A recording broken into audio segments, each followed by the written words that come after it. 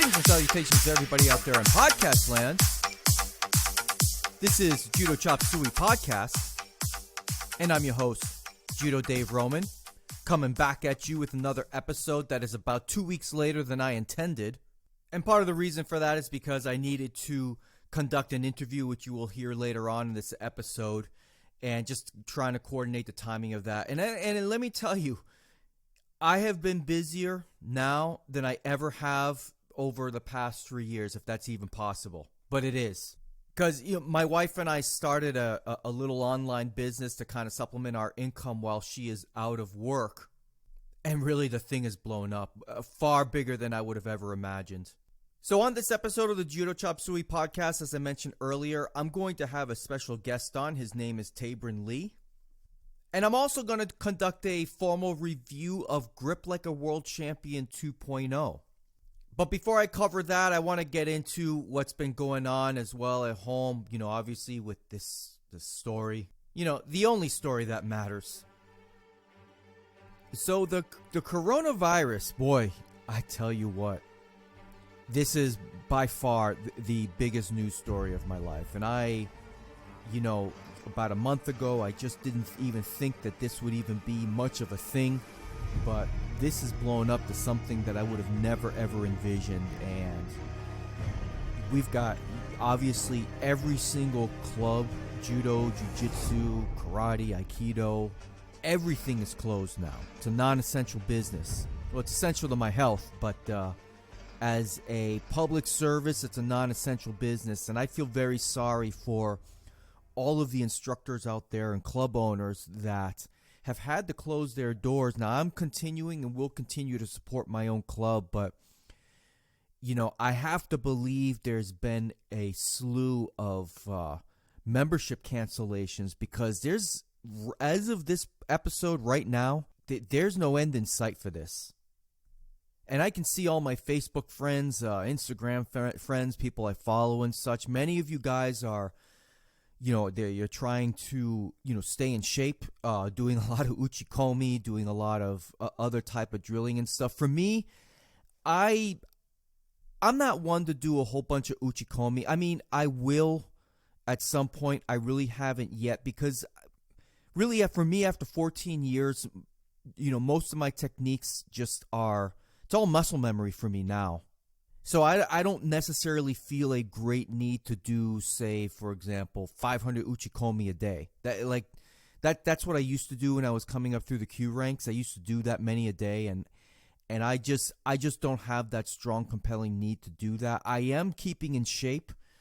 I've got a rowing machine at home, and I've been using that to stay in shape. And I watch Netflix documentaries. I'm watching a fascinating one. I'll talk about it later in my after party. But I am staying in shape. What I am doing is I'm actually having my wife put on a gi so I can practice gripping sequences because, and I'm going to talk about this later, I've been watching, I got this code from Judo Fanatics maybe 3 or 4 weeks ago now where we were entitled to get one free video, and I decided to get Grip Like a World Champion. And I'm going to do a formal review of this later on in the episode, but I've been practicing gripping sequences with my wife, and I've also been using my son as a training dummy of sorts. But I shouldn't even say that because I've been teaching him a lot of Nawaza techniques. So really, me and my son have been training judo during this time, and I feel very fortunate that he's willing to work with me because, one, he's actually taller than me, and he weighs about the same. So there's things that I can do in practice that I couldn't do with let's say if I had a training dummy, for example. I couldn't do that. And it's been great to work the basics with him, not only teach him the basics to see if I know what I'm talking about, but actually having a training partner to practice them with. So it's made a difference for me. And, what's interesting is he's done judo before with me just a few times. And this was maybe 5 years ago. Everything I tried to teach him, he'd question everything. Why do I have to do it this way? Why this? Why that? Well, after 3-4 years of marching band and doing performances and such, he's become extremely coachable. So there hasn't been any constant questions, and he just does what I show him to do. And so we've been practicing, Juji Katame, Sankaku Jime, and some of the basics of Osaikomi Waza. And not only that, from a Nawaza point of view, the some of the jujitsu techniques that I've been working on have also been, working on over the past several months. I've been able to practice some things. So basics like passing the half guard and somebody's knee shield and dealing with the spider guard, for example. These are all things that me and my son have been working on, and it's interesting to see him get some of these basics down. And again, like I said before, actually teaching these techniques helps me reinforce my understanding of them for myself. And I've also spent a little bit of time kind of tweaking my Tayatoshi. I know I've mentioned it before. I've been practicing Tayatoshi quite frequently over the past several months. I got some pretty good feedback, or really good feedback from Steve Scott when I sent a video of me doing it. And to my surprise, he didn't think it was too bad. And after looking at the video of me doing Tayatoshi, in hindsight, not too bad. There's some minor things that I'm going to correct. And the funny thing is that all the tweaking that I've been doing, the minor things that I'm going to do is just do the same stuff that I've always done. I'm not sure why I decided to tweak my Tayatoshi, but I did, and I'm probably going to go back to doing it the old way. But gosh, Tayatoshi has been one of those throws, one of the few throws that I have tinkered with repeatedly. Almost over 14 years, because when I started judo, I was doing a lot of uchikomi at home, and I really suggest against beginners doing uchikomi. Beginners and people with really less than a year or two's experience, I would avoid doing uchikomi at home, because you're going to instill bad practice habits and bad technique habits because you've got nobody evaluating you. And that's exactly what happened with me and my Tayatoshi. It just was one of those throws that I was constantly doing reps for uchikomi. And then when I started training with my main coach, Dave Middendorf, turns out I was doing it wrong the entire time, and we really had to break that down. And my Tayatoshi got developed into something that he liked, that he thought looked pretty good. He actually once commented that he thought my Tayatoshi was better than his, which was surprising because I always thought his Tayatoshi technique was excellent. But then about 3 years ago, I started tinkering with it for some reason. I saw a video of myself doing it, and I'm like, nah, I don't like that. It doesn't look like Neil Adams's. So, well, whose does anyway? But so I started tinkering with it, and now it's just become this kind of a mess. And the funny thing is that when I do Tayatoshi and Randori, it comes off smoothly, the few times that I do it, but when demonstrating it, it's just not as smooth as I would like it to be. So again, I reached out to Steve Scott. He reviewed it. He thought I wasn't too far away. I just needed to make some adjustments with my step, and I see that now. So I'll probably do some Tayatoshi Uchikomi just to try and get back to the basics and record myself doing that. No, I will not post that online. But apart from that and practicing gripping sweep sequences, that's really all I'm going to be doing for the time being until this thing clears out, if it ever clears out, because I can't really practice the timing of throws through Uchikomi. And that's kind of what I was really working on prior to this whole thing, prior to the world starting to, the beginning of the end here. Or, I'm just kidding. You know what I mean. And listen, I'm not saying don't do Uchikomi. It's just, for me, and I can imagine for so many others out there that listen, I mean, gosh, a low number of total Uchikomi I've done in my life, maybe, if I were to really count every single one, 400,000? 500,000, maybe? And for me, right now, I'm not going to get better doing Uchikomi. I would sooner do Shadow Randori, which was an excellent training tool for me when I was coming up through the ranks. I probably will go back to that. I think shadow randori, you look silly doing it, but if you record yourself doing, say, shadow randori and you're moving around and you really record yourself, you can see little things that you may be doing that could be harmful to your overall judo development. Like maybe when you move around, you cross your feet a little bit too much, or when you go in for that ippon seoinage, you're on your heels a little bit, or you fall backwards, or maybe when you do, your osotogari, it's not a realistic stepping movement.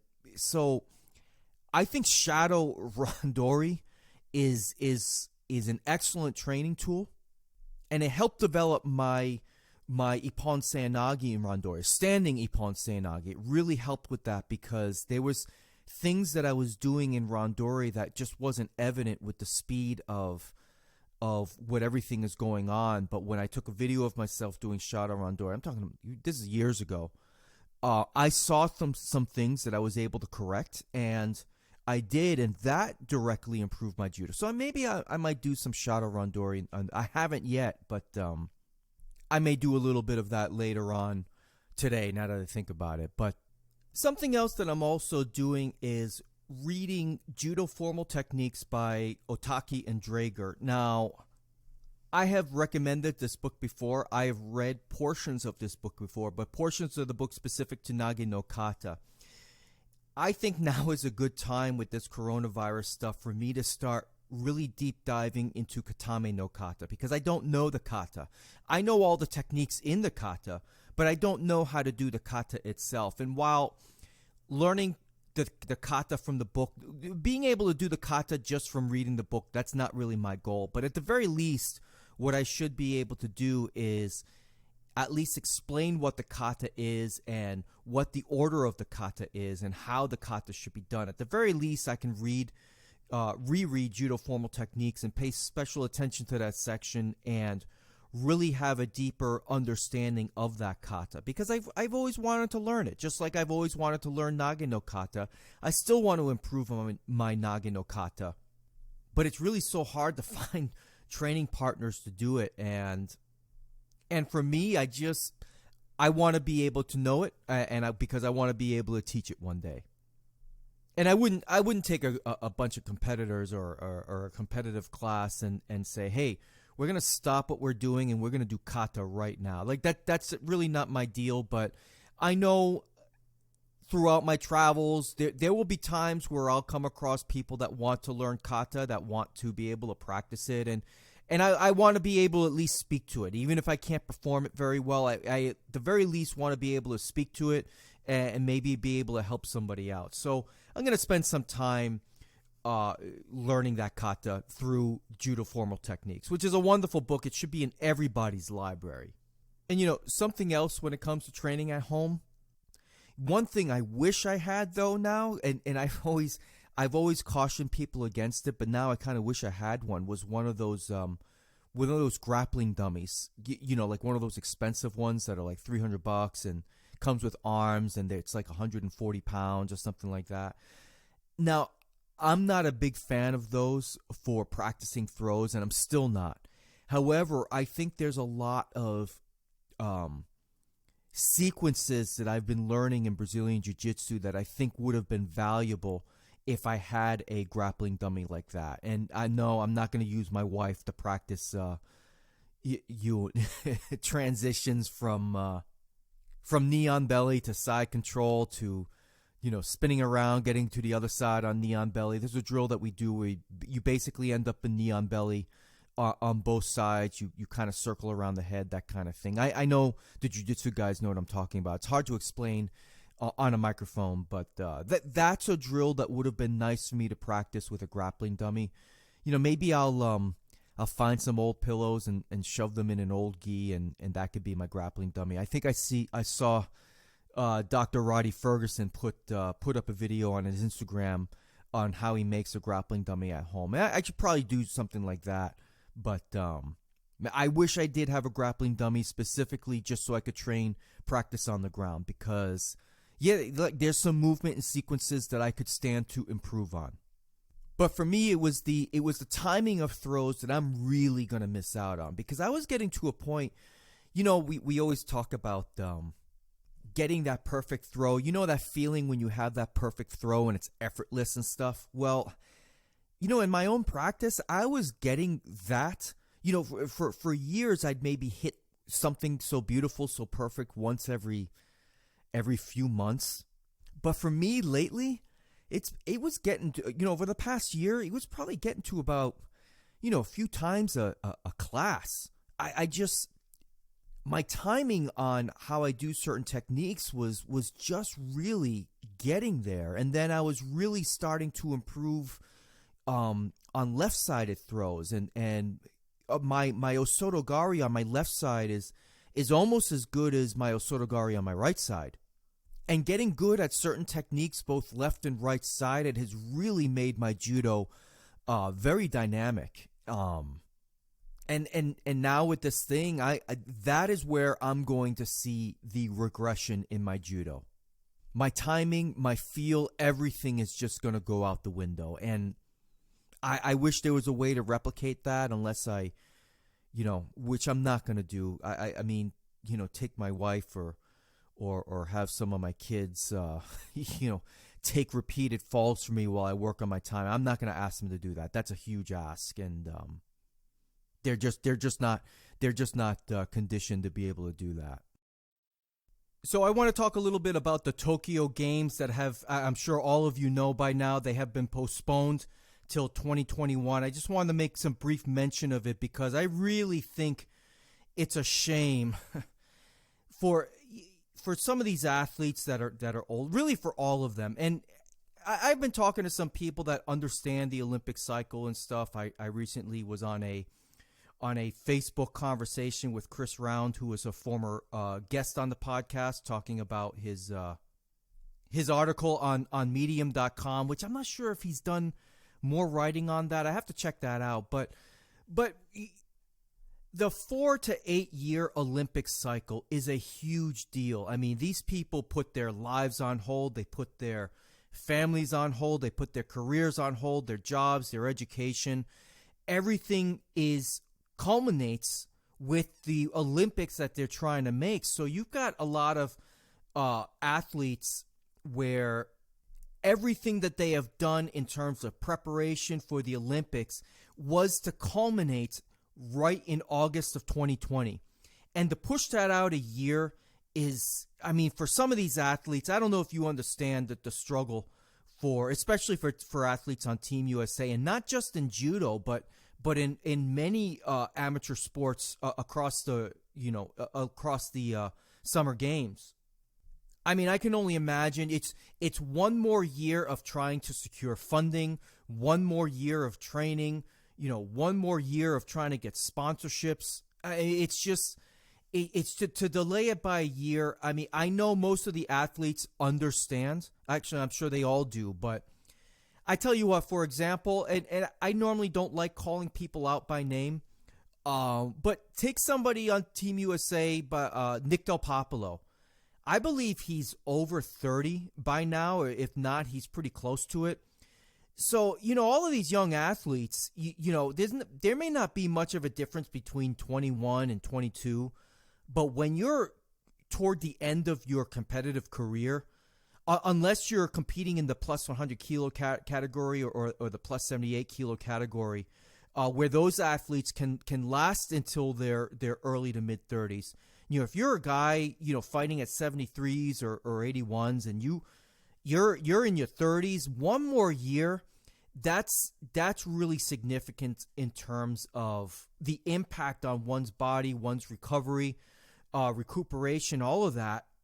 It really adds up. And it's just, for somebody like Nick and Hannah Martin, and I'm just specifically talking about Team USA, like those athletes, another year, they're getting older and slower. That may not be the case for somebody, like I said, somebody that's in their early to mid 20s, but boy, I tell you what, the drop off comes quick. I've said it many times on the podcast. For me, I started noticing it right around 33. I was probably already slowing down, but but I was still kind of fast in my early 30s, relatively speaking. But right when I hit 33 is when I noticed a drop off, and every year since then, the drop off has been significant. And now, I mean, even for myself, I can see a big difference in speed between 42 and 43 compared to 45, which is how old I am now. So I know all of you know about the Olympics getting postponed till 2021. I'm curious to find out how that will impact the All Japan Judo Federation and their rankings. You know, maybe some of the divisions that were heavily contended. You know, some of these athletes, like let's say in the plus 78 kilo division, Sarah Asahina, she may have another opportunity to represent Tokyo. I don't know if Tokyo is going to lock it down and that the selections that they made this year is going to carry over to next year. I would be surprised if that happened. And I know for the IJF, they're going to extend the Olympic qualification until I believe it's June of next year. So when things hopefully get back to normal, or as normal as they can be, all things considered, we may still have a world championship. We may still have, the Tokyo Grand Slam and all of these other Grand Slam events that where somebody on Team Japan can really secure a spot if they were not selected the first go around. I don't know what they're going to do.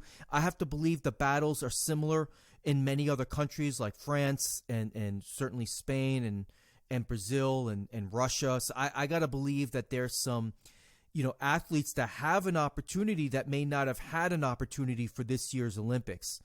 So for some athletes, this could be of benefit, but I tell you, like I said, I really feel bad for really everybody, but especially the older athletes where 2020 was going to be it, and maybe it's not even worth it, for 2021. Does somebody like Nick Del Popolo, just call it a career and finally try and get back into the workforce? I don't know. I don't know Nick personally. He seems like an upstanding fellow.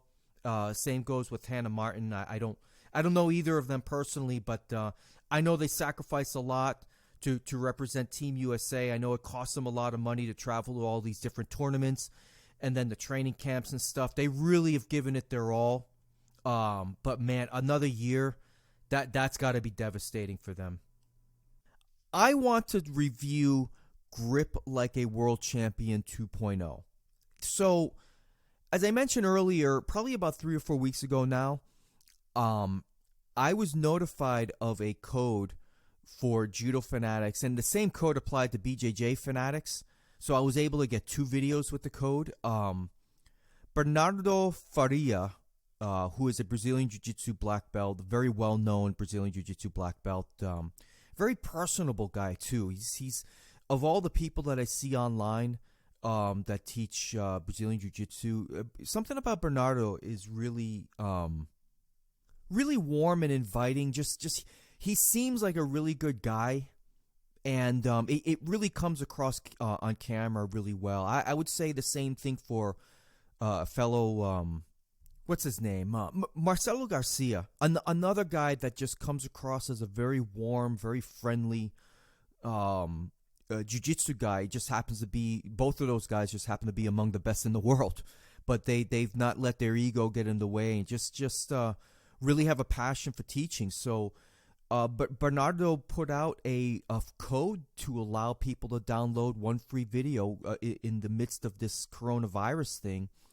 And it's very very kind of him to do so. So I took advantage of that, and I got Grip Like a World Champion 2.0 because I figured, I even said this in my last episode, I'm not a big fan of trying to learn judo techniques for me, like, watching video. And what I mean is, like, take the old fighting films, for example, the Koga Seoinage, where Koga goes into how he does his Seoinage. And I watch a video like that and I think to myself, oh, goodness, that's Koga's Seoinage. I can't do Seoinage like that. I could take certain things from that, but I'm not going to learn and be able to do Seoinage the way Koga does it, because Koga's a special athlete and he was a very special talent and still is. And that's not who I am. But with something like Grip Like a World Champion, it's full of drills and sequences and stuff that I feel that anybody can do. And you know what I thought was really interesting as I was watching this entire video is, and this is going to be almost a tribute of sorts to my former coach. My former coach spent some time with Jimmy Pedro at Pedro's Judo Center. I don't know how long he was there, but as far as the content in Grip Like a World Champion 2.0, 70% of it I probably knew. I already knew. And when I mean I knew, like, I'm not talking about, oh yeah, I kind of know this stuff. I mean, I'm talking about, no, I really know this stuff. I could explain it. I could teach it.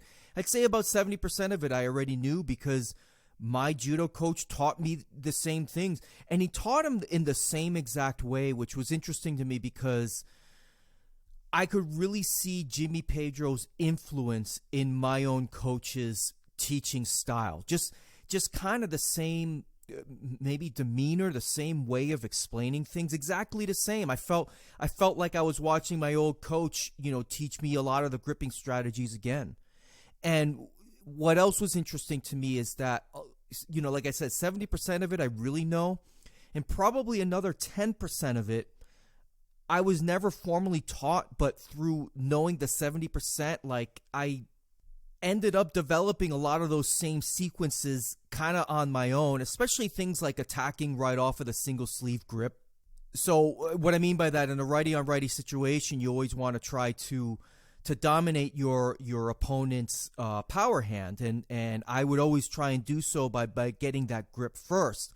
But a lot of times, instead of just trying to secure my lapel hand, I would just attack right off that grip. Now, nobody really ever taught, my coach didn't really teach me to do that. It just always made sense. So they were attacks, whether it was one-handed Tayatoshi or Osotogari, just right off of that single sleeve grip. I would just grip and go and grip and attack, and Jimmy Pedro covered a lot of that in this video. Though the one thing that I thought was really interesting, that nobody's ever really taught me, but it makes so much sense, is in the video series, Jimmy really takes a stand against just getting a grip. The idea of just get a grip.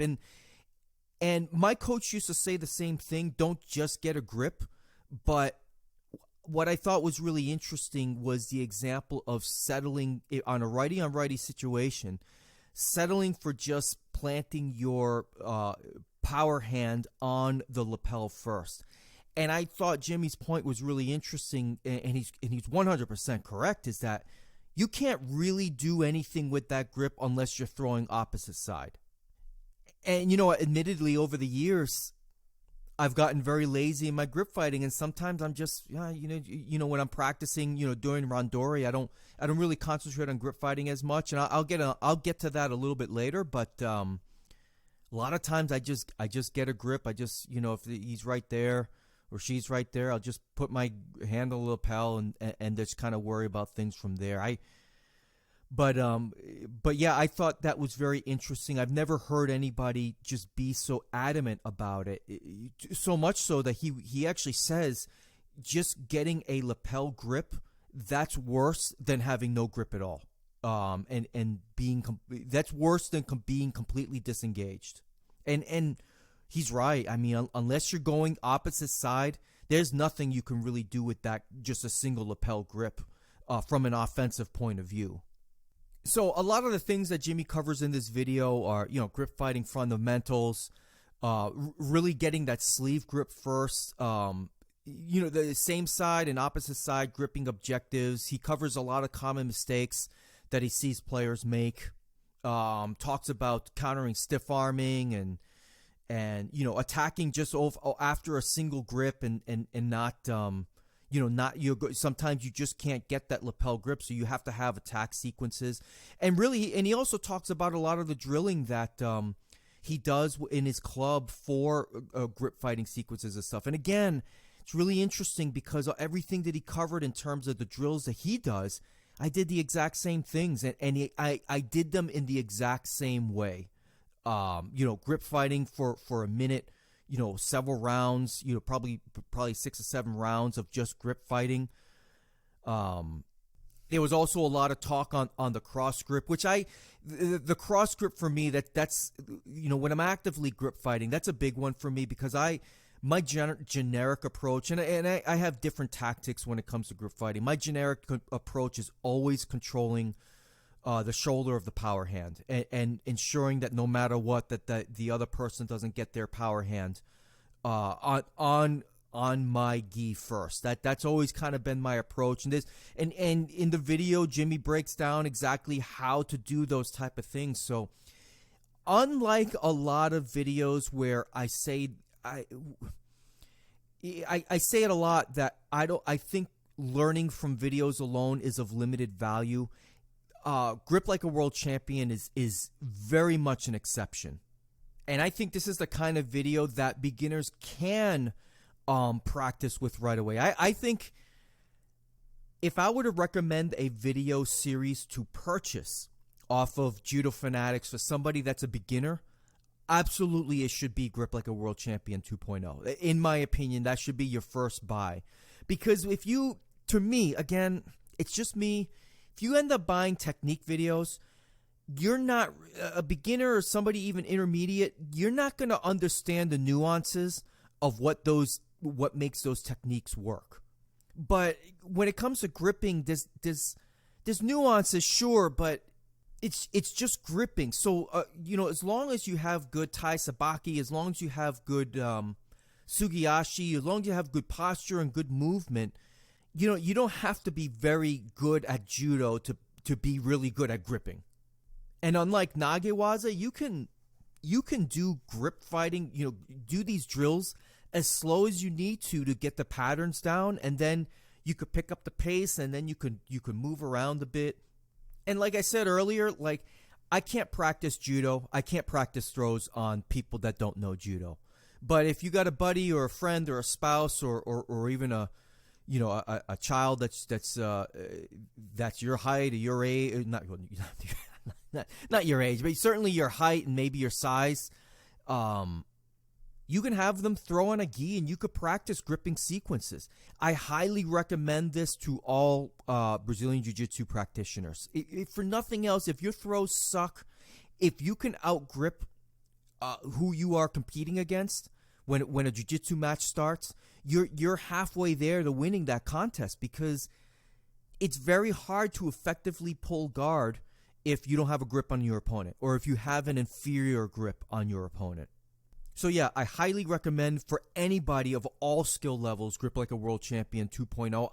I've watched the original one that came out years ago when the gripping rules were different. As a matter of fact, I tend to think for jiu-jitsu guys, the original one is better, only because there are grip breaking sequences that are no longer allowed in judo competition that are still allowed in Brazilian jiu-jitsu. It's in particularly the one grip break I got really good at, the 2-on-1 grip break. I got really good at that and attacking right off of that grip break, but that's no longer allowed. There's other things that I've watched on fighting films and superstar judo, grip breaking sequences that some other countries do, some grip breaking sequences that I saw from some of the Mongolian videos. Those things I incorporate in my current grip fighting strategies, if you even want to call it that. I don't particularly grip fight anymore because I'm not competing, and my goals and objectives for judo development go beyond trying to get an advantage in randori.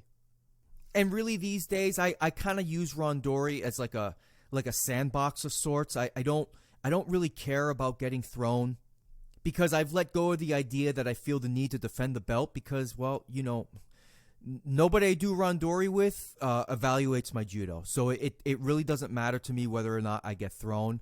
So I don't grip fight anymore. I mean, it saves on my fingers. And when I say I don't grip fight anymore, I'm talking about the really hard rounds of randori where I'm incorporating everything within that 5-minute round, because I used to be preparing for competitions. So years ago, I would, during randori, I was going to make it my goal that you did not get a hand on my lapel, and I was going to try to throw from an advantageous grip position every single time. So grip fighting was a big deal for me. Now, sometimes if I get out there in Randori and somebody starts, trying to break my grips or whatever, I'll grip fight a little bit, but I'm not constantly looking for that 2-on-1 anymore. I just don't, because like I said, I have different goals and different objectives. For me these days, Randori is kind of like solving a puzzle, and I want to try and solve that puzzle and that challenge through movement and proper timing and being able to throw in a variety of different directions. For example, let's say someone gets some kind of an over-the-back grip on me, and I'm bent over, I'm looking at the floor. In a situation like that, instead of, I don't know, powering out of that somehow, or I would try and throw from that position and probably fail, but at least I would try. I would say to myself, okay, I'm stuck here. Well, I wouldn't think about it. I would just try and attack with whatever felt right at that time. But that's kind of how I approach judo. And if I get thrown, I get thrown. If I manage to get in an advantageous position, it might be something that I allow to happen again and again. Is allow somebody to get that over the back grip. So then I can practice. I don't know. Maybe I dive in for a kataguruma. Of course, I'd be grabbing the leg because I don't follow IJF rules in my practice. So, and it doesn't mean I'm a leg diver, but there are situations where doing good judo in any situation would require you grabbing the leg, in my opinion. Now, to me, if you're a coach, this video is a must-have, and this video is a much-watch, and I feel that you would be doing your athletes a disservice if you are a coach. Or if you're a wannabe coach, and I don't mean that in a negative way, but if you want to be a coach, or if you are a coach, and you have students that want to compete, or you want your students to compete, you are doing your students a disservice if you are not teaching these gripping strategies. Because unlike somebody like myself that have different goals when it comes to judo development, for a lot of other students, the goals are winning medals and winning competitions. That is the goal. And maybe for some sensei out there, their goal is becoming USA Judo Club of the Year or BJA Club of the Year, whatever the case may be. Whatever your goals are. If you have goals that are competition oriented, this is a must-have. And if you're not teaching this as a coach, you're doing your students a disservice. No, that is 100% no question in my mind about it.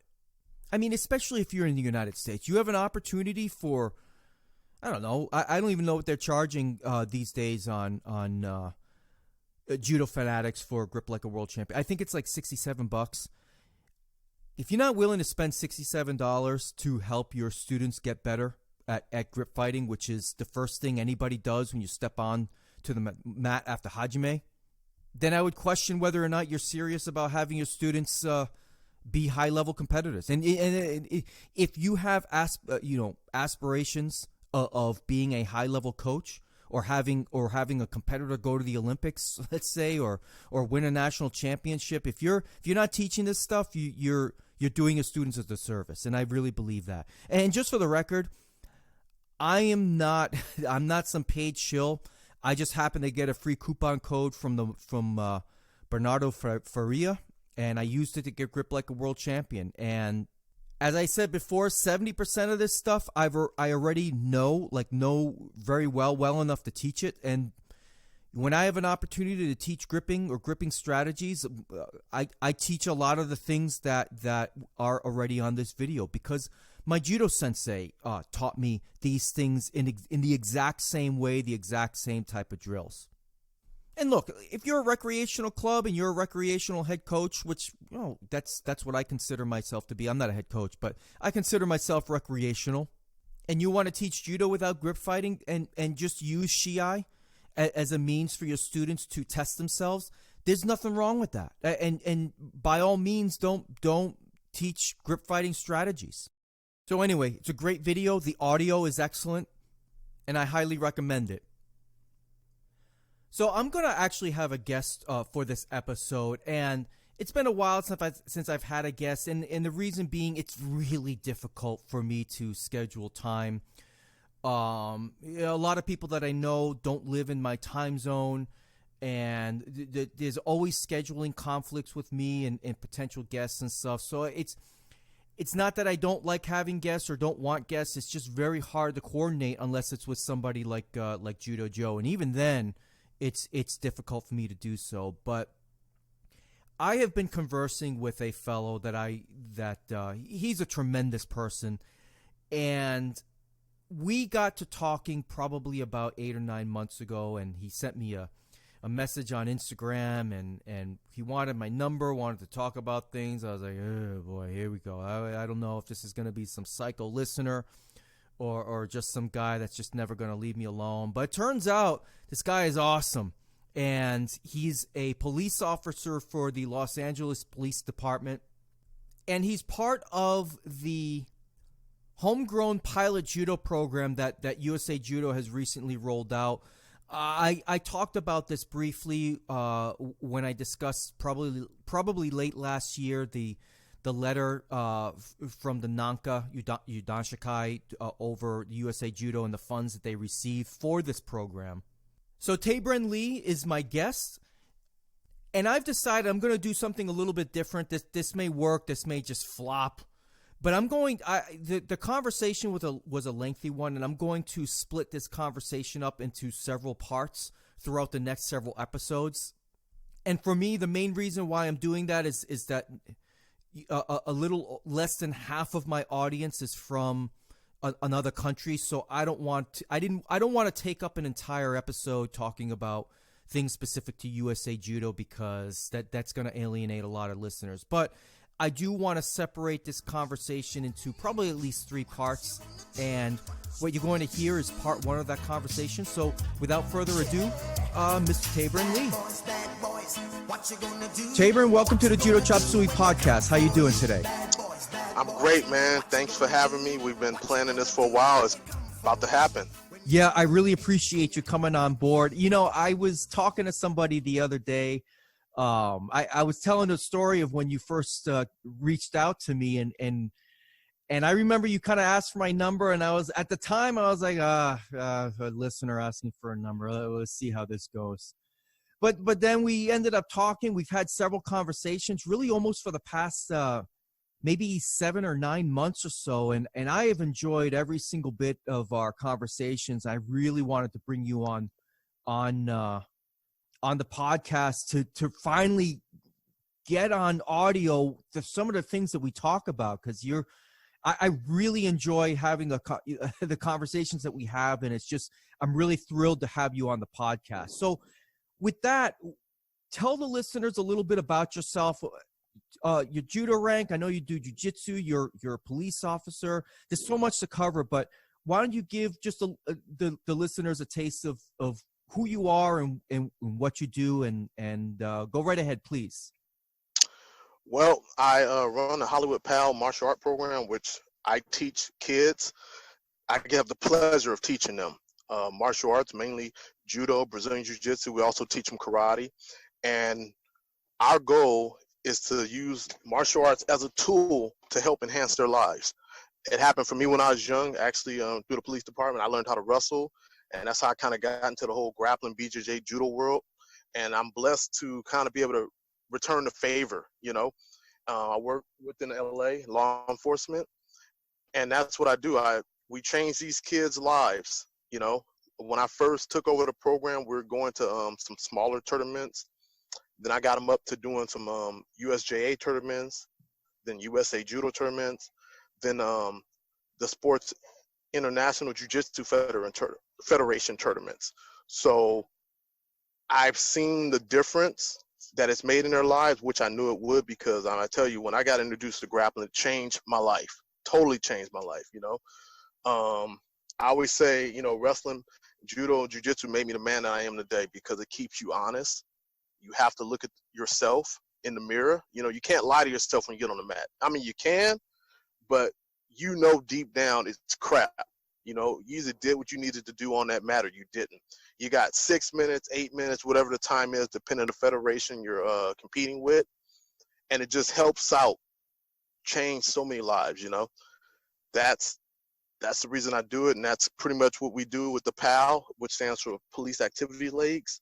It's a national organization, but most agencies have their own version, their own separate nonprofit under that banner, kind of like the Boys and Girls Club or the YMCA, but directly geared for law enforcement officers mentoring youth and community engagement. It's one of the best community engagement programs that exists, and it is underutilized. So you think kind of gave it to you, Dave? It's underutilized? I totally do. I totally do. Now, why do you say that? Because I've heard, I've never been a part as a kid of the Police Activities League. I've heard of it throughout my entire life. I know some of the cities close to where I used to live had a PAL, and I've heard of judo clubs being ran out of Police Activities League throughout the country. But you're the first person I've met that actually is a significant part of well, in your case, it's Hollywood PAL. Tell me a little bit about why you feel it might be underutilized. Well, you just actually gave the definition why it's underutilized. I'm the only person that's affiliated with that. True. There you go. Right. If I were to mention Boys and Girls Club, like Leo White, he runs a Boys and Girls Club judo program. If I was mentioning YMCA, those names are recognized. You know, that's what I mean. More departments need to start a program like this. You know, it really helps because, you know, YMCA has their mission, Boys and Girls Club, they have their mission, but this is strictly dealing with like law enforcement. For example, the Marine Corps has the Devil Pups out here on the West Coast. That's directly geared from the Marine Corps for youth. You know, when you have agencies that are large in our country, it just helps. You know, people need to know they can trust those that serve their community, and what greater way, you know? Of course. Now, you're part of the Hollywood PAL. Yes. Are there other PALs within Los Angeles area as well, or is that really the only one serving Los Angeles? No, there are. Okay, good. There are. So, like I said, each of them are their own nonprofit because depending what area, you know, say if I'm part of Glendale, you were just in Los Angeles, right? So That's you went correct. to Malibu, right? That's correct. So, yes. LA Sheriffs, they call their program YAL, but it's still a PAL thing. It's just they call it YAL. So, like the Malibu station, depending on their needs, they could have a program. And all these PALs have different activities. That's why it's called Police Activities League. It used to be called Police Athletic League. In some places, it still is. It started in New York, where you're from. Right. So on the East Coast, the name is big compared to the West Coast. We're not where we should be on the West Coast. Interesting. You know? Yeah, because like I said, you know, growing up in New York City and certainly up in Massachusetts near Worcester and Boston, I've always heard of. Yeah. Oh, it was, but like you said back then, for me, it was always the Police Athletic League, and I knew it was an organization. That was the extent of it because my parents never took me to anything like that because it was just always just a little bit too far to drive. But that's how I've always heard about it. I don't think Tampa has one, and if they do, they certainly don't do as much outreach. But I follow you, I follow the Hollywood PAL on Instagram, and it's you guys really do a lot. I see some judo related photos out there, but it's not just judo. No, I you know, I'm into kids knowing, you know, as much as they can. And also, when I started the program, we didn't have judo or jiu-jitsu at all. It was only karate. So I brought in the judo and jiu-jitsu. I, you know, exposed them to that. And I'll never make it just a judo or just a grappling. I mean, I have a karate background too. I think it's all important because, you know, a long time ago I fought MMA, and I always tell people in today's age, everyone needs to know how to strike, throw, and grapple. So I think all martial arts, not just judo, karate, any of them, they all should kind of have a similar look in the modern day. You know, from no matter what you're doing, you should know the basics of striking, the basics of throwing, and the basics of grappling. And maybe one day, I don't know, 20 years from now, 50 years from now, we might be there in the martial arts world. But I think we have more in common than apart. and we kind of segregate ourselves, and it's kind of unfortunate, you know?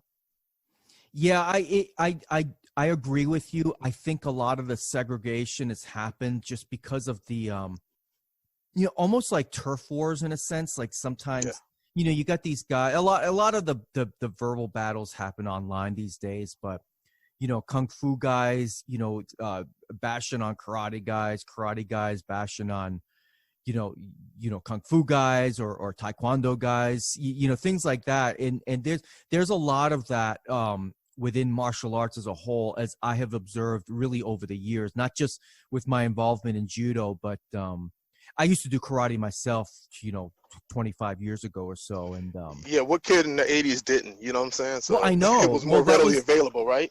Well, right. I mean, I've always joked around, but it's kind of true. Like Mr. Miyagi was my first sensei as far as I was concerned. Like it was so influential for me, those movies and such. And that really planted a seed for me of wanting to get into martial arts of some kind.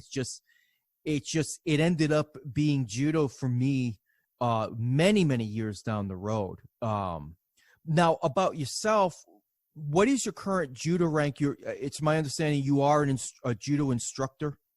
Yeah. So I'm a Yodan. Oh wow, okay. Yeah, and then also in BJJ I'm a black belt as well. So and I don't care about rank. Actually, Sure. My coaches are the ones that like forced me to get it, and I'm grateful. Mike Verdugo, my head coach, real coach was Hanchi Tony Raven, the one that gave me my rank, and Mike is second to him now. You got to have Mike on one of these days. He is an encyclopedia of knowledge with really? USA Judo. Yeah, great guy. I had to link you up with him. So, but anyway, they put me in this position so I could be a proper coach. So Mike's always on me about getting, he's the one that made me get my coaching certificate and all those type of things, because you can't help out others if you're not in the right place, Oh, yeah, so like completely understood. Like right now with our program, for example, like I said, we do karate. So I linked our program with USA Karate so that the kids who come to the program, once they leave, the ones that do make black belt, that carries with them everywhere, Of course. If they get their black belt from USJA or USA Judo, because that's going to carry with them nationally. We were given dojo certificates, and I'm like, I learned a long time ago that's the greatest disservice to ever do to anyone. Not giving them a certificate by a national body. A lot of people don't agree with that. I understand their thing, but if you're a kid, you've came up, let's say they do want to compete and they don't have the USA Judo card, USA Karate card, USA Wrestling card, that doesn't help them, Right. It's kind of a disservice in my opinion. That's just my opinion. No, that's fine. If they wanted to, later on rank up and all that, the sooner they're a member, it's beneficial for them. And also, these governing bodies give a great guideline, especially when you're dealing with an organization like mine, where we everything we do is pretty much grant-based. They do have a great standard, like you have to be safe sport, heads up, all these things. Those requirements, they go hand in hand with a nonprofit organization. Sure. So for my club, I get, because I've talked with Steve Scott, wonderful guy and all that, but for my club, it really helps out. I even looked into the AAU thing because those insurances really help when you're dealing with liability and stuff like that. So I always encourage people, pick an organization, it might help you out, especially when you're trying to grow something. Sure, absolutely. So your club, now you run a judo club. I just want to make sure I get this right.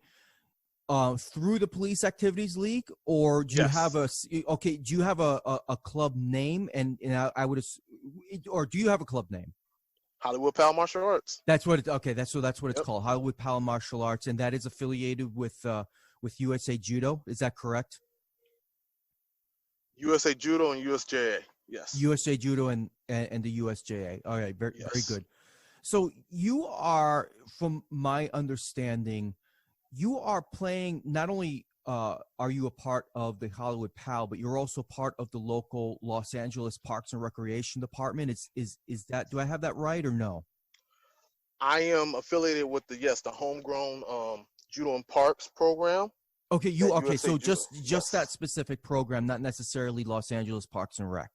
Well, it's through Los Angeles Parks and Recs, so they go hand in hand. So the Olympics are coming in 2028 if we ever get over coronavirus, right? Yeah. So, right. so yeah, that program was pretty much based upon that, because when the Olympics comes here, we actually get a full team. It's rare the United States ever gets a full team for judo, just because, like me and you spoke on the phone, it's so expensive for our athletes to travel abroad and all those things, and sponsorships and stuff like that. So when we host it, we get a full team. So of course we want to try and develop some athletes locally here from the Los Angeles area. Last time I was in Los Angeles was in 84. 84, right, and, right. And something interesting, I just went to Cal State LA about 2 months ago. And I forgot the name of the gym. People are going to be mad at me because I don't know the name. But it's their gymnasium where they play basketball. And that's where the judo tournament was held. Oh, and wow, okay. There's this one artist that he drew some art for every sport. And in that building, he has his artwork of judo. And it's like these two fat sumo guys kind of in judo gis. It's kind of really interesting. It's some abstract art, Yeah, right. But it's so historical, And the fact that the 84, matter of fact, Eddie Liddy, that's where he competed, where he got his bronze medal, the 84 Olympics. It's kind of a shame, you think, it didn't blow up over here after that, And there's a foundation called LA84 that's still giving out grant money for youth programs in the city of Los Angeles. But we haven't grown, where we possibly could. And that's another day, another story. But hopefully with what I'm doing, I'm trying to grow it throughout my department. My goal, because we have 21 divisions, is if I can get in the next 4 years 10 programs, I've done something, and that's my goal. Now, when you say programs, getting up to 10 programs, what are you talking about specifically? Just so I'm clear. So in layman's terms, that's 10 clubs. Okay, gotcha. So you're looking to develop 10 clubs through the pilot program, or through Hollywood PAL, or really all of it? I guess you can say all of it, but mostly through the PAL programs in our department. Okay, gotcha. Now, yeah. how are, I mean, to have 10 programs, you got to have 10 coaches, correct? I mean, how are you looking to I don't know, recruit coaches, or how are you going to find those coaches? Because a lot of times, and maybe we'll go down this rabbit hole. I don't know. There's a lot of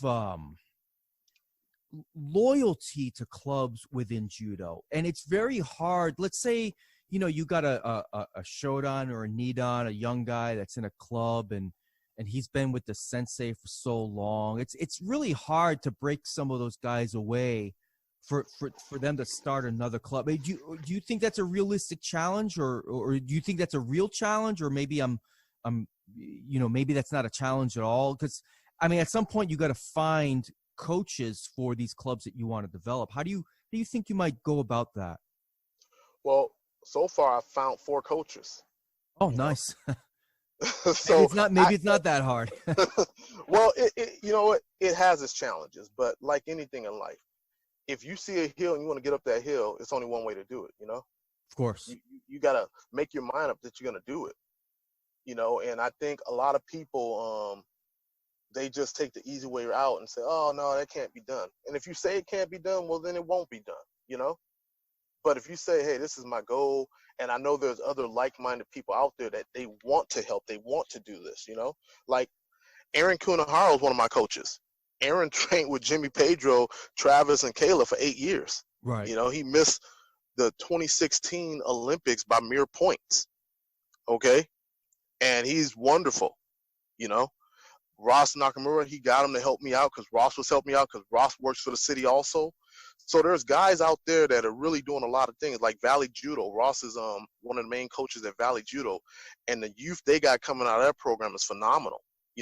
There's a new generation of judoka out there really passing that torch and helping these kids out. I mean, they've linked up with the Project 2024. That does some great things that helps out some kids.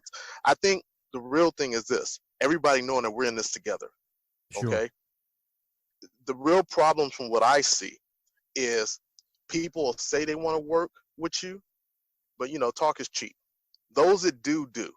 Those that don't, they're going to talk, and it's like, hey, bless them and keep moving on in your mission. Yeah. Because there's a lot of, me and you can talk all day about what's wrong. And I think that's the real problem. All right. My thing that I see, you got some guys that are, in the military, 60 is the max age. You got to retire. Okay. Right. That's like it. It's, if you haven't done all of what you need to do by then, and let's say if you went into 18 and you're 60, what is that, like 48 years? Yeah. Yeah. If you haven't done all you feel you need to done in that time, come on. You got to trust the people junior to you to keep it going. And those organizations have proved that they do continue on and they do keep going. Someone retires out the Army, they don't miss a beat. You don't even know, Right. It's still handling Army business. Same thing with your local fire department or police station. Someone retires, that agency is still going. Your mayor, someone's going to replace him. Someone's going to be elected in. These entities keep going. That is one thing we don't do proper in our sport. People want to hang on, and this is in martial arts in general. I don't want to just bash judo, Of course. but I've seen this in all martial arts. Some people, it's like a Comic-Con thing. This is all they got going, and that's not good. That doesn't help. People need to know, hey, help where you can help. If your help is passing out spoons at the concession stand of a tournament, well, hey, that's your job. Sure. And it's nothing wrong with that. That's a needed thing. But we all got to know, hey, where we can go. Like, my program is 100% grassroots. Okay, I've discussed this with you. Yeah. Right. I'm introducing kids to the sport. It's a reason I got Ross and Aaron and Mike Verduga helping, because it's going to be a collaboration of these kids developing through other programs. Mine is an introductory program to get them affiliated or interested in the arts, period. Now, where they go from there, hey, I'll introduce them to the people I know. I know a lot of people, If they want to go higher, hey, they go higher, I got one kid from our POP program, which is our college-based program. She just got accepted to San Jose State, Nice. Part of her wanting to go there is because they got a judo program. Yeah, right. Yeah, I would love to see Cal State LA's judo program really step it up a notch, so that some of our kids here in SoCal would have that. Like, after the LA Olympics, I think Cal State LA should have been like the San Jose of the Southern California, If that were to happen, that'd be so great here in SoCal, Sure. Yeah, of course. Now, so you got the homegrown pilot judo program going on through USA Judo. You've got the Police Activities League, and you're running your club out of that. How do you think, we've kind of touched on this a little bit, but I want to get your opinion on this, on the podcast itself. Is there a plan in place? Because you're clearly, very concerned about grassroots, and so am I, by the way. I've mentioned this before to you, to other people. To me, grassroots is the most important aspect of judo. I think sometimes the bigger organizations kind of miss the mark with that. In terms of, I don't know. It always feels like, well, maybe I'm wrong about this, but sometimes it feels to me that clubs and organizations are looking for the next big thing rather than just caring and putting all your work and passions into what's in front of you. I don't know if I'm wrong about. I could be very wrong about that, but I've seen that. No, I know what you're saying. Like, it's like, I call it, trying to make the untalented guy this super mega star, and he's totally missing the it factor. It's like you right, said, and it's not doing that person really any good. You just no. Sometimes you might even putting I don't want to say false hopes, but everybody's got a natural level of athletic ability, and I know we've talked about this before. Like, for example, my I used to do cross country in high school, and my fastest mile time was my fastest recorded time was 4 minutes and 30 seconds for a mile. And I suppose yeah, it's pretty fast, but you know what? I suppose through proper training and nutrition and having a great coach, maybe in my early 20s, I might have gotten that down to 4:15. But I would have never, even for as fit and athletic as I was, I had a ceiling. There was no way I was making 4:05 or even a sub 4 minute mile. That just wasn't in me. And I think sometimes, sometimes we're trying. It seems that in my observation, we're making certain athletes or coaches are trying to make athletes into something that they're really not. That they're not recognizing that there may be a cap. Does that make sense? I don't know if that makes sense to you, but no, it makes sense to me. I mean, we and I'd say that problem is because we don't have enough clubs. Okay, you look at BJJ, right? In California, Southern Cal, man, it's like the Mecca. From Los Angeles to San Diego, there's so many of them, right? So those stars, they're going to pop up because you got the numbers. I think because we don't have the numbers, we try so hard to make something, Right. And, I could be wrong. No, it seems that in LA that there's a ton of, like, when I think of hotbeds in judo, I've always considered LA, that area, number one. I mean, is that not true? I mean, I always thought there was a lot of judo clubs out there. And that it was what's funny? Strong. It's funny you say that, right? But that's a matter of opinion. There is truth to that. There are far more here than in other places, okay? But that's all it is. When you look at, like, the NANCA page and you see how many clubs we have under NANCA, it's greater than in, like, where you're from. Like, how many clubs are there in the Tampa area? You know what? I'm not sure in terms of count, but it's probably higher than most places in the country apart from California. Like, okay. I don't think there's as many judo clubs in Tampa Bay as there are in, like, New York City, for example. But I would say maybe there's about, probably if I were to count each and every one, maybe 15. Oh, okay.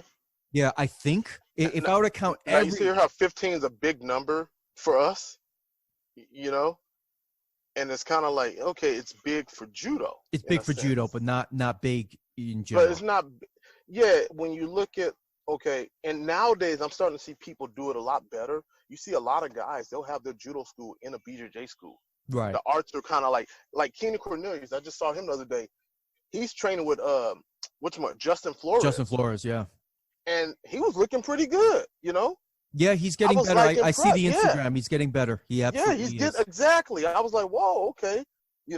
A lot of guys, like at the Winter Nationals last year, one of the guys, his name's Dominique. I think he's the Atos guy, right? He came in and he was doing good in judo. And I'm like, and once again, he's training with Justin Flores. Those guys down there at that Club 540, I forget the name of it, but I think you know what I'm talking about. Yeah, 540 Studios or something 540 like that. Studios, yeah. You got a lot of top-notch jiu-jitsu guys cross-training, okay? And I actually got into jiu-jitsu before judo, and I was like, well, this makes sense because this is how you properly take someone down in a gi, right? So right. Guys are starting to see that now, But the problem is we limit ourselves. Like me, like I said, my kids train both. They compete both. I look at it as like this. When it's time to go compete in a judo-specific tournament, okay, we'll focus that week or two on the judo rules, Right. Because a lot of times people in this, I don't know why it is in this day and age, people have become specialists where when we were kids, we played everything. We did everything, yeah. So I don't agree with the whole specialist mentality. That's a debatable thing, whatever, each and their own. But I don't believe in it, I mean, you look at Matt Barnes. He was actually a football guy, and he played in the NBA. But football was his sport. Now, you start to think, that doesn't even make sense, right? How do you not make it an NFL, but you make it an NBA? Right, right. And the polar opposite when you think about, you're getting hit in football, and then he's just shooting baskets and all that. Well, I'd say football made him tough, where basketball was slightly easier, in my opinion, you know? Yeah, he was a tremendous player too, by the way. Yeah, he's a great player, right? I was a big fan of his. I don't think he plays anymore, but yeah, when he played. Exactly, but you get my point? Yeah, absolutely. If cross-training, Bo Jackson, Deion Sanders, if it was that bad, how could we have athletes like that, you know? Yeah. So we do ourselves a disservice, especially when, like, two arts that are cousins to one another, there's a lot to gain, you know, a lot to gain. What's it like out in Southern California? Is there still a divide? Because some places there's still some bad attitudes towards Brazilian Jiu-Jitsu, which I think it's absurd. I'm gonna be honest with you. With the younger guys, they don't care. They don't care, right? They don't care. It's just like what you talk about on the shows. A lot of times, it is some of the older guys that are. It's just an opinion. That's all they got left, you know. Right. But most guys now, I think they really see the value, because if you look at some of these BJ guys, these guys are athletes, you know, in their own. Now, to me, judo is harder, and the same thing as wrestling, because just the rule set, you know. But these guys, I've never seen people take a true amateur sport so serious. You know what I'm saying? Sure. Like, guys, I got friends, you know, my team I'm from is from Brazil, and you got guys, this is really their dream. Where you would think, well, dang, wouldn't you want to go for judo? At least it's Olympic, it's more prestigious and all that. But my point is, there's so many schools, a lot of guys see this as a way, hey, I'm going to become a world champion, I'm going to own a school, you know? Yeah. They're looking at it like this is their future in a sense, you know? And if we had those numbers in judo, oh my goodness, you know? Imagine if that was kind of like the mindset. Although I wouldn't wish that mindset, I kind of steer my kids in a way of education and picking a profession, of course. Especially like look at today, you know? But my point is, having those options, it would be great, you know? It would be great we had to pick like that. And I think we do.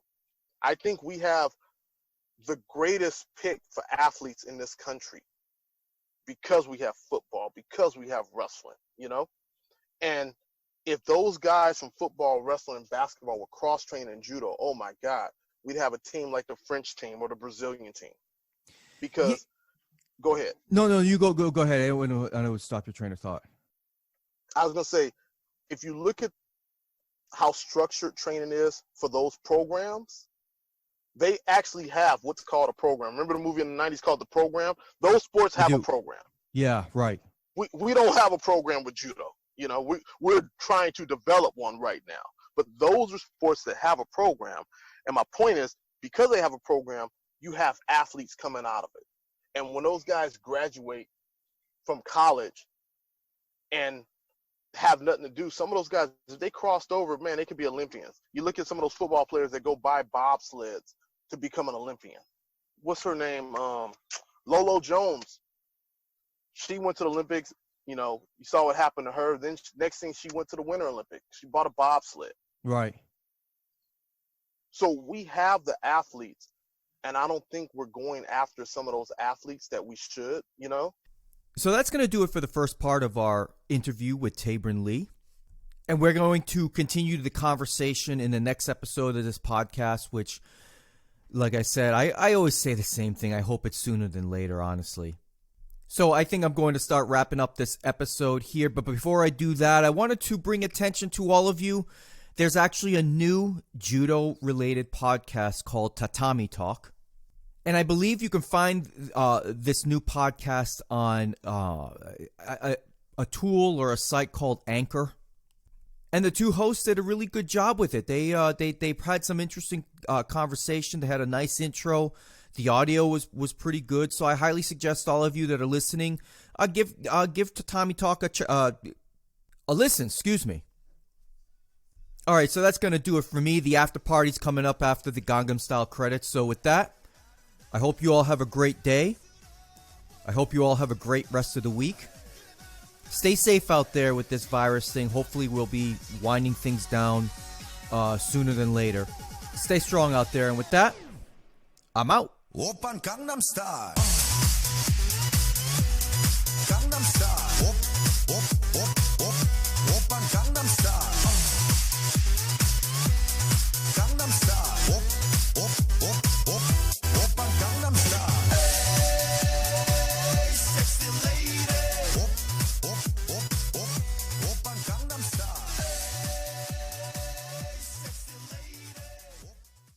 The after party starts in 15 minutes.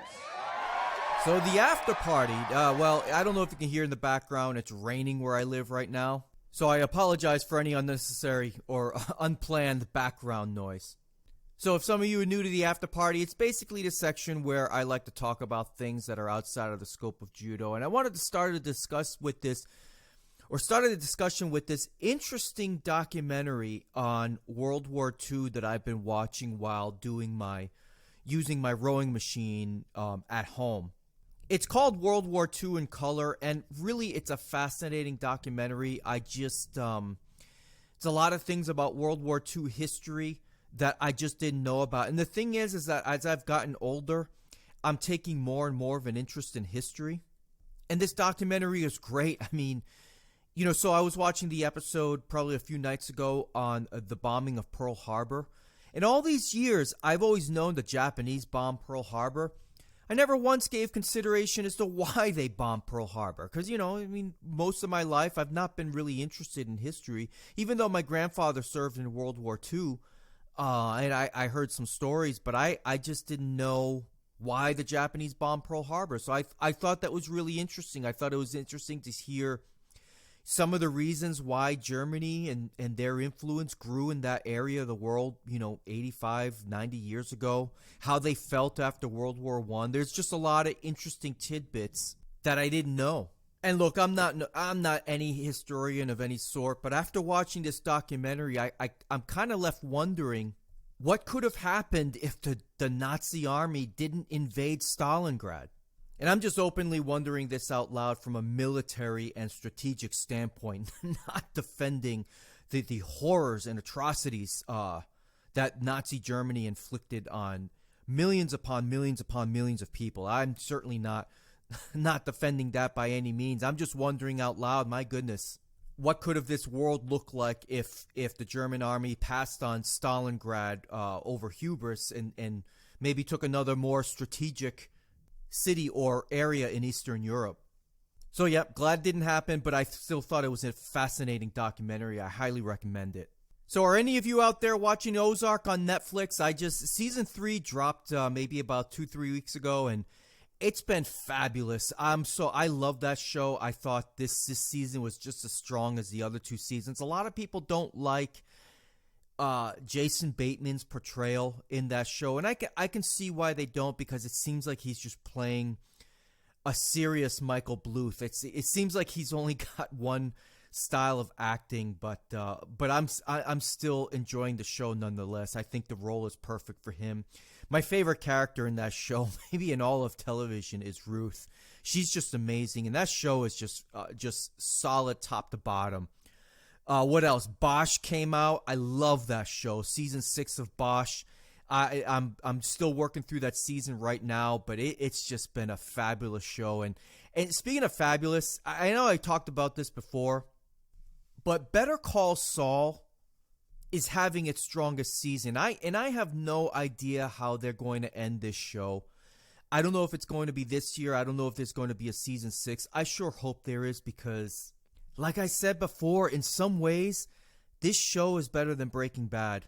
And you know what it is? It's that no action can happen in this show. No shootouts, no explosions. Nothing of the sort can happen like that. And the show just is carried by such great acting and great writing. It's phenomenal to me. I love that show. If you haven't watched it, you really got to get it. The first couple of seasons are good, but not great.